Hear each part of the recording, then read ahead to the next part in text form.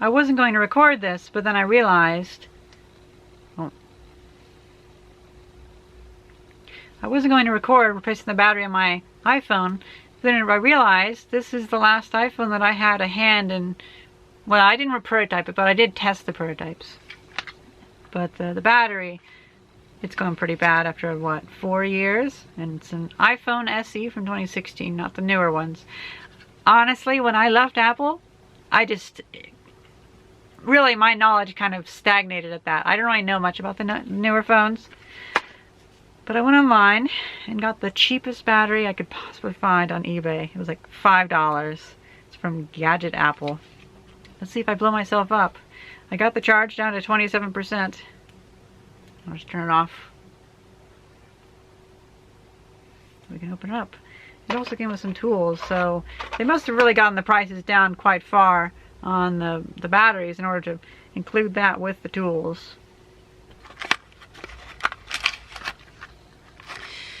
So we have a few spludgers and screwdrivers. So that's what that was. Probably a blow up, but who cares? Let's see. I haven't actually taken these apart too much. I took apart the 5Cs a lot, but you know, I was actually going to do a video. Well, I still am. But I'm trying to figure out my thoughts about these, because when I left Apple, I felt kind of bad, because I was like, do I really want to be just spending my time making a 5% faster phone? That felt kind of not very good. But then I distanced myself and I started feeling pretty good about it. Like, oh, well, phones actually are pretty cool. Like this phone wasn't as... Well, one of the issues was I didn't upgrade to an SE until a little bit later. And it's like, you know what? This SE is still holding up fine. Maybe we do some nice, like bring some nice reliability. But then my opinion's been changing again, because it seems like we just have less freedoms. Which is kind of a slap in the face, because the device that like, it seems like my work, little as it was, just as Apple's gone more political, it just seems like it's kind of took something and made it less free after I left.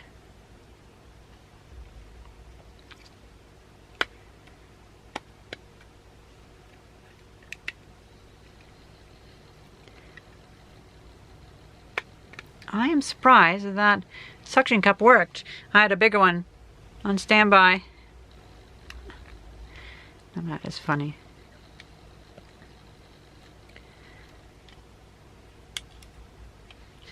If I remember right, there's supposed to be a metal thing over that, but I've probably taken parts off of this, so that home button cable wasn't really right.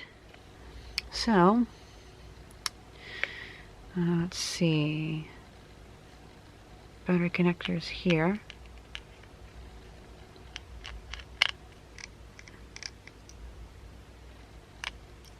I used to run the distribution of iPhones in my, well, actually in quite a few office buildings. So I had quite a few hundred of these. Looks like we're getting a lot of dust in here. I have just absolutely worn the shit out of this. Just look at that. It's amazing. Cracked it across there.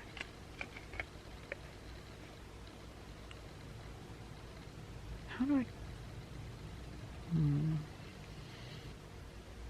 I've never taken the battery out of one of these before. They always just, well, they were newer, so they just worked. But I think you pull out that, and it's glue. Let me find some tweezers. Oh, that feels so weird. Is that working? I might be blowing myself up here. Oh my god, that is how that works. That is so weird.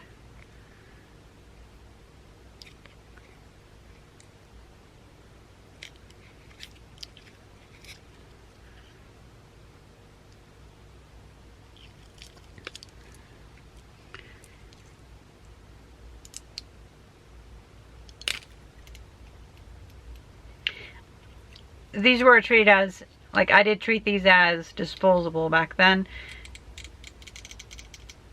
Because they were company phones. And what do I give a shit if they break? You just grab another one from the bin.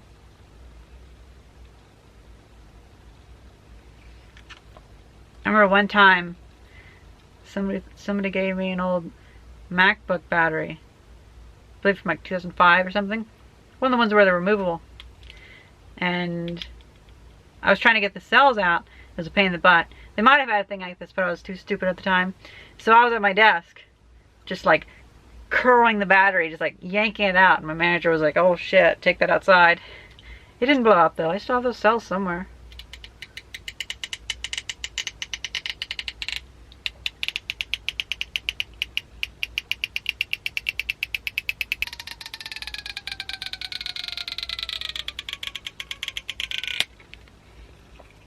Good. Very good. You know what? It would be smart to disconnect the battery first. I'm gonna do that.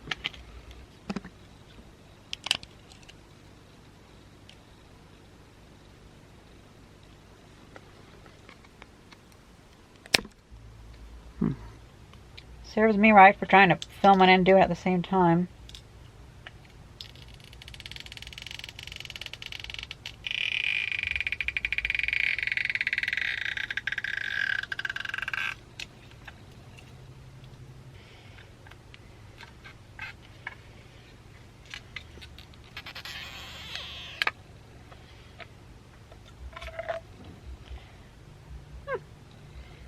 Bad.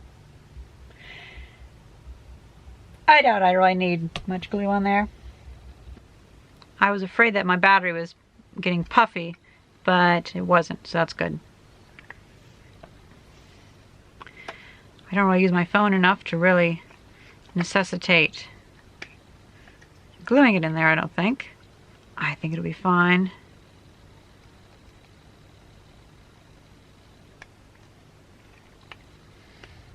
Like that.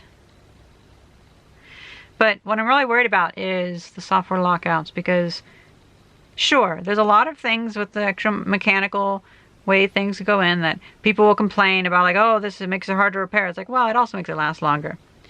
But the software lockouts, those don't make it last longer. Those are just stupid. So handy to have a little magnet there to magnetize your screwdriver. Weren't they so thoughtful?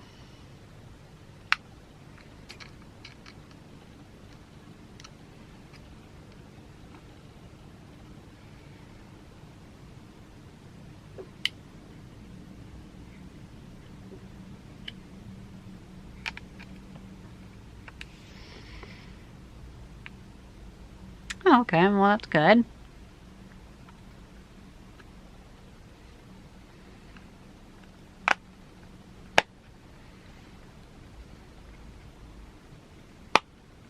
Yeah, I think it's just, yeah, I'm thinking it's just my phone that it kind of stuck out there a little bit. It's been like that for a long time, but I kind of abuse my phone. 75%, which is good.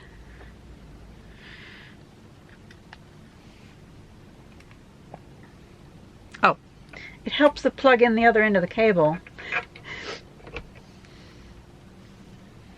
Good, very good. I don't have that many apps, if you can tell. Those are the apps that I have. The fewer the apps, the better.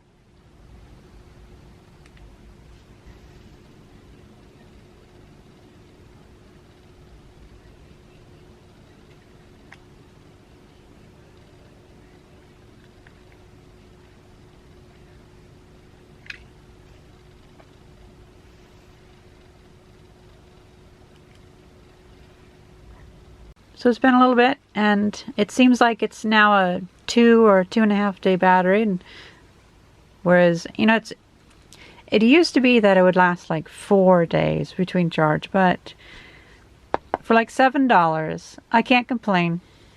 It's definitely better than the battery before, because that battery had gotten to the point where it wouldn't properly read the capacity. So it would be 70% and then it would just brown out and come back at 5%. So this is at least more reliable. And good for another few years. I hope you guys enjoyed this video, and thank you very much for watching. See ya.